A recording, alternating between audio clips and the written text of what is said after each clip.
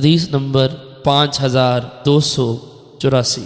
حضرت ابن عمر رضی اللہ عنہ فرماتے ہیں، حضرت عمر فاروق رضی اللہ عنہ نے مسجد کے دروازے پر ایک ریشمی جوڑا فروخت ہوتے دیکھا تو عرض کیا، یا رسول اللہ، اگر آپ اسے خرید لیں اور عام لوگوں کے لیے جمعہ کے دن پہنیں، نیز اس دن پہنیں جب آپ کے پاس کوئی وفد ملاقات کے لیے آئے تو اچھا ہے۔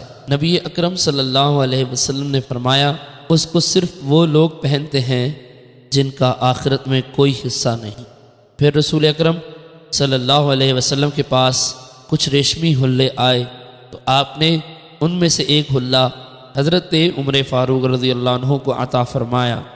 حضرت عمر فاروق رضی اللہ عنہ نے عرض کیا، یا رسول اللہ، آپ نے یہ حلہ مجھے پہننے کے لیے دیا ہے، حالانکہ آپ نے طارت کے حلہ کے بارے میں یوں فرمایا تھا۔ نبی اکرم صلی اللہ علیہ وسلم نے فرمایا، میں نے یہ حلہ تمہیں پہننے کے لیے نہیں دیا۔ چنانچہ حضرت عمر فاروق رضی اللہ عنہ وہ حلہ مکہ مکرمہ میں اپنے مشرک بھائی کو دے دیا۔